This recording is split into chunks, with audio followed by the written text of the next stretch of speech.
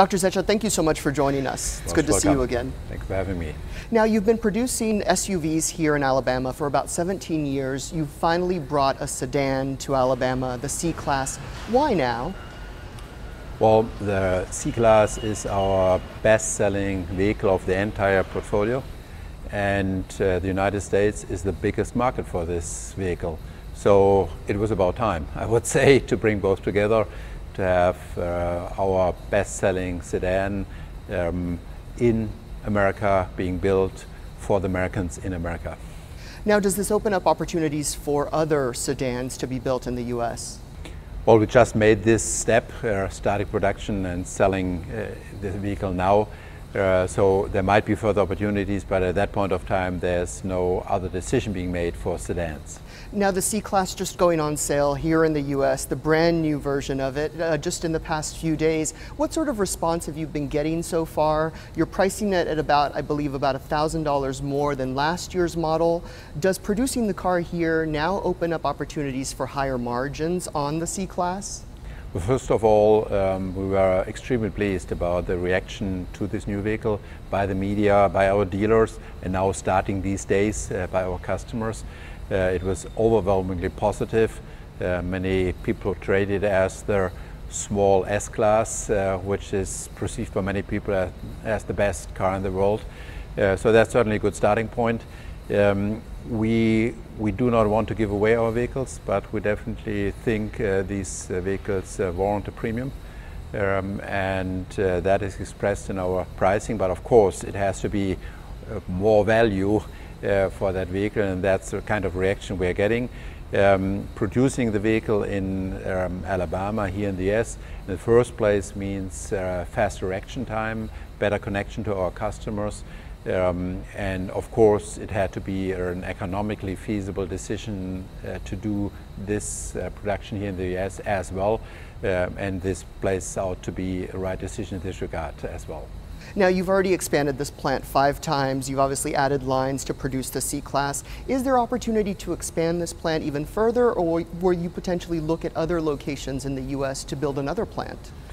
There is another vehicle coming to that plant next year, which we call next year the year of the SUV for us, because we have this other addition to our lineup in the SUV range, and we have facelifts to the existing products. We're having the ML and the GL, so altogether we will be in an even stronger position for SUVs worldwide, in particular here in the US, mostly produced in Tuscaloosa. Based on that, we are looking to further expansions of capacity here in Tuscaloosa between the SUVs and the new C-Class. At that point of time, there's no other decision for another plant. It's possible, depends on further future developments, but here we are getting now to a perfect size of a plant at 300,000 plus units, which is the ideal size for a plant to operate. Now, you've got an opportunity in Mexico where you'll begin production in 2017. Tell us a little bit about that relationship, how that came about, and what sort of vehicle you'll be producing there. Yeah, this is about compact cars. You know that the CLA is the one vehicle so far out of our family of compact cars, which is introduced in the US and selling very, very well. The GLA is following these days, which is a small SUV. We are expanding our compact car lineup rapidly, and for the next generation we need even more capacity than we already have installed. There's none in North America yet. Therefore, we decided together with Nissan, with whom we will develop the architecture for this vehicle, to set up a new assembly plant in Mexico for compact car production. What are you seeing now as we head into the end of 2014? Are sales in Europe continuing to improve? Are we seeing the sort of growth rate that we saw in the first half of the year continuing in China? And what's the US consumer doing these days? Start with your last region, North America, and particularly the US.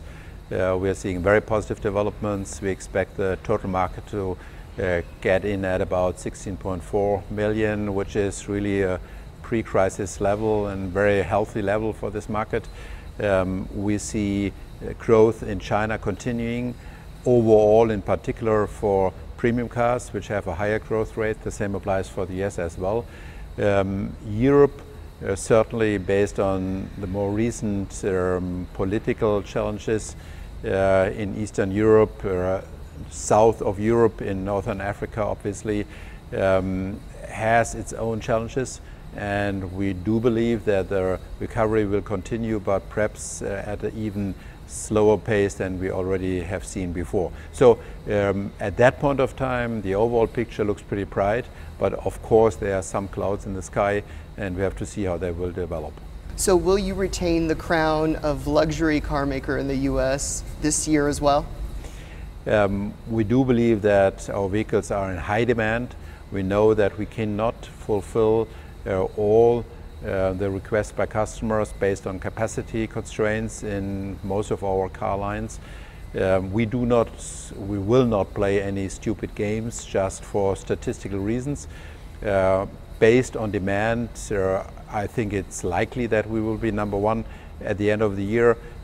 We will see, and we are very relaxed to see the further development. We know that we have a sustainable growth story going on here in the States, and that's much more important than the month-end numbers.